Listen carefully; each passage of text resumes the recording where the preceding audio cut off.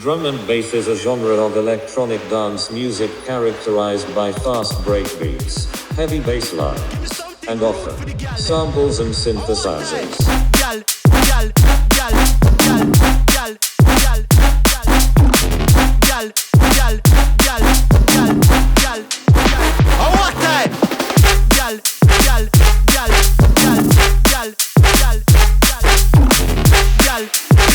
Give me something rude for the gal them. DJ, what time? Gal them. Gal, gal, gal, gal, gal, gal, gal, gal, gal, gal, gal. Give me something rude for the gal them. What time? Gal, gal, gal, gal, gal, gal, gal, gal, gal, gal, gal, gal. What time?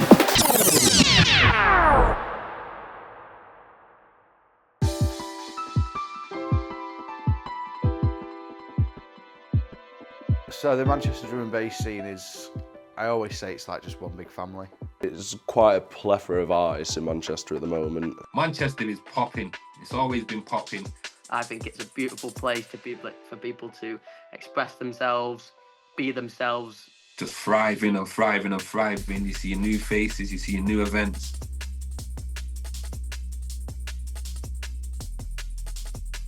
One of the rising stars of drum and bass in Manchester was Lewis Simpson, who DJ'd and produced under the name Noxxic. One of Lou's last big releases was Do My Thing, which was an EP that he released on Right Records around the end of 2024. But one of my favourite tracks of his has always been stuck in my head. Think of like the worst kind of like screechy drum and bass you could think of. That's the kind of stuff Lou made. Do you know like how he came up with his DJ name? They used to play a game when they were growing up, called World of Warcraft. It's like a World of Warcraft website where you can like look at other players. It's called Noxxic.com. That's where he got the name Noxxic from. One of my friends was like, it means not sick, and he used to go mad about it because then it was like, it sounded like his name wasn't good. He just made super intense, energetic, jump up drum and bass. He's always been involved in music from a young age because of his dad. Us three pretty much went download 6 times in a row together. That comes from his rock background though, because he'll listen to like a rock tune, and then he'll recreate the melody from that rock tune and put it into a drum and bass tune. He had insane aspirations. He had such a bright future ahead of him. Like he was getting there as being a face of the young future of Manchester, hands down.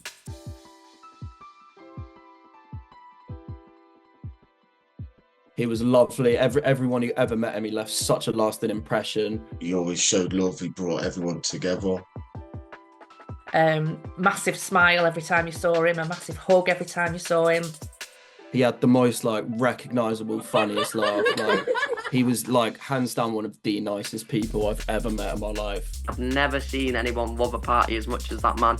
Just an amazing person inside and out. You'd go in his room and his room was like had dirty plates, dirty pans and things like that, but then at the same time his shoes was immaculate, his clothes were immaculate. So talented at what he did, and he just threw himself into life.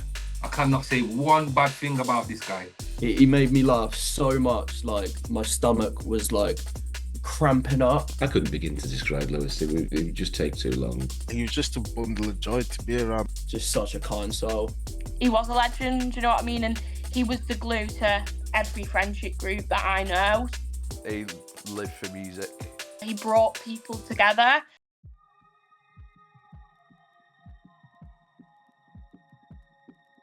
The police originally went to his house in Manchester because he had his driving licence on him and that had that address. So they turned up and Reese answered the door to the police. I was the first person to find out. I was at home when the police came around and obviously informed me what had happened. And he directed the police to come here. It was all very, very quick. I think within an hour and a half of the accident. I got that knock on the door that every parent dreads with 2 policemen there. So I was working from home at the time. the policeman knocked on the door and asked if they could come in. And imagine you think, well, what is it at first? And they said, no, we need to come in. As soon as we need to come in to talk to you, you know it's not good, and you just don't know what it is until they sit you down. Your fears run rife, and then it was realised. I came downstairs when the police had come in, and my dad said, just go upstairs, I'll speak to you later about it. And they told him. He rang me at work and he said, you need to come home. And I said, why? You know what? You need to tell me what's happened. And he said, I can't. You just need to come home. I said, I can't get in the car, not knowing what's happened. And he just said, Lewis has been killed. And I was in the middle of the office and I just didn't know what to do. I went into another office where somebody I knew was there, and I just said, my son's been killed. And it was just, I don't know. You just can't imagine it. You can't imagine it. I got a phone call from Combs, who's crying on the phone, and I was like, bro, what the fuck's going on? And he just said, can you come home? So I was like, Combs, you need to tell me what's going on now. And obviously he's told me. Probably one of the most hard experiences, if not the hardest that I've ever had, ever. He was cycling to work, super busy roundabout. There's like a blind corner, and obviously Lou's crossed the road. There's no zebra crossing, there's no railing, so he's just crossed it. He was hit by a HGV lorry. I like to think he died instantly. I know he was rushed to hospital and he passed away. Shock and disbelief, along with the mourning. I mean, he hits you square on. I don't know, it was weird because I thought they might have been speaking about someone else or something like that, because when they said Lou,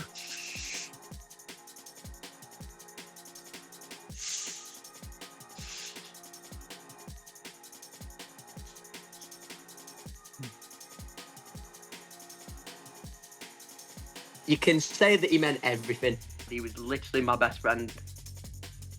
Especially as a young person, under the age of 30, you don't ever, see your friends and think that it's going to be the last time that you ever see them. Absolutely gutted, mate. Absolutely gutted, man.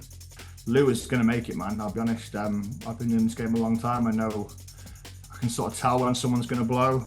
And Lou was about to happen, I promise you.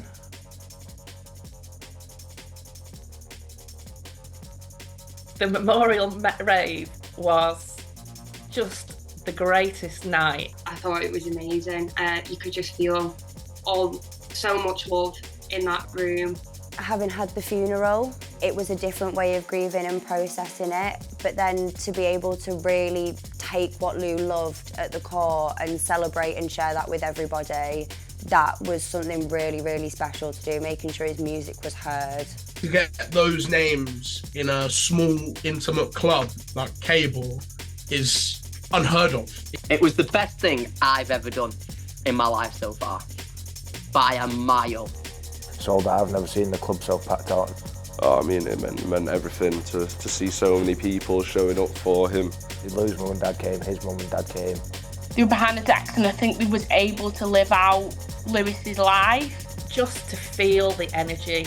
We knew what he did, but we'd never experienced it. It was quite humbling, really, and we genuinely didn't know to what extent he was admired. It was just joyful. It was on pure celebration of Lou.